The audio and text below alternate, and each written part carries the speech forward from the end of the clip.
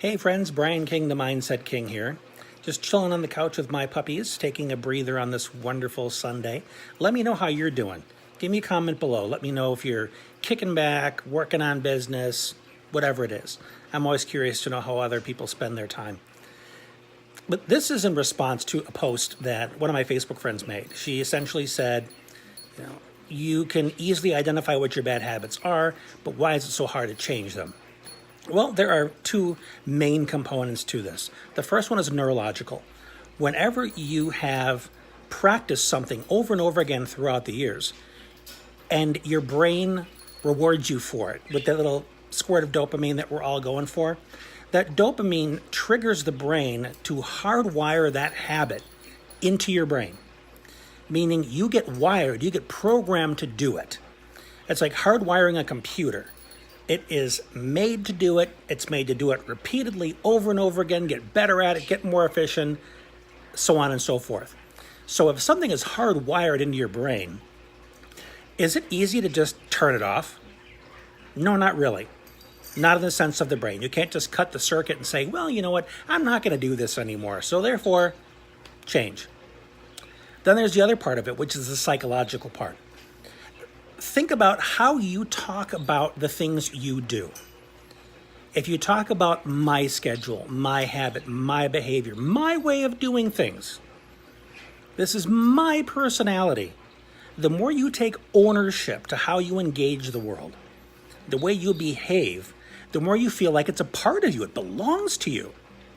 So even a habit, if you were to change it or let go of it, you're almost getting rid of some part of yourself. You may even think that it is a rejection of some part of your identity if you were to let go of it. Well, I've been doing this for so long, and I don't like change. If I'm not doing this, then that means I haven't been doing the right things. And what am I doing with my life? My. It's that personalization of your behavior that can make it really, really difficult to let go of. So you've got that psychological component and you've got the neurological component. So what do? One of the things that hardwired it into your brain in the first place is that there was some sense of satisfaction, some emotional intensity that was associated with it. Either you felt really, really happy, you felt really proud, maybe you felt incredibly safe. And that feeling was pleasurable enough to your system that your brain said, we want to remember this and we want to keep doing it.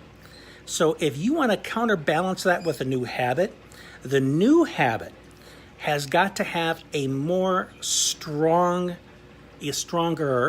emotional connection.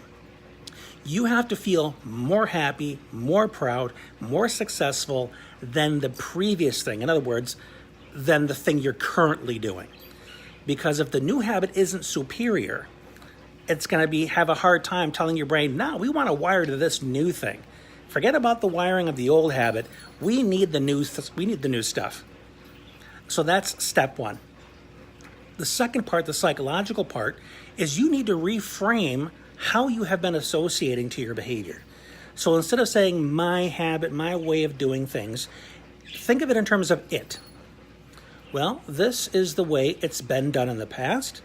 This is the way that it has previously worked, but it no longer works. So it's important to start doing something differently. See, you're moving it out of that emotional attachment realm and you're putting it between your ears. And the more you talk about it that way, the more you're going to feel that you are less attached to it, surprisingly. And then you can begin experimenting with the new behavior, with letting go of this, and see how much anxiety or discomfort comes up for you. It's almost like a Band-Aid that's caught on a lot of hair, and you remove it a little bit at a time. It hurts, and you have to go a little bit, ouch, ouch, ouch, until you rip it off. Now, it'd be nice if changing habits worked that way. Not in my experience. There are some that may argue with that, and that's cool. It's just my opinion, just my experience. But if you got to remove it a little bit at a time, a little bit of discomfort, sometimes as you go along, the closer you get to the end, it doesn't hurt quite as much. That's when you know it's less attached. You follow me? So think about this. It's so important because people mistakenly believe that change is hard, change is painful, I don't like doing change, when they really just need to look at these two pieces of it. Neurological wiring, psychological attachment. If you can undo and rework those two things, you can create any new habit you want, and you can create the change you want. So have fun with this thinking. I hope it's been useful for you. If so, leave me some comments, let me know, and please share this with a couple hundred people. I'm sure they can benefit from this as well. And if you ever want to talk to me about this or anything else, we can talk free of charge for 15 minutes. Let me know if you want to do that. I'll send you the link. And until we talk again, this has been Brian. Thanks for being you.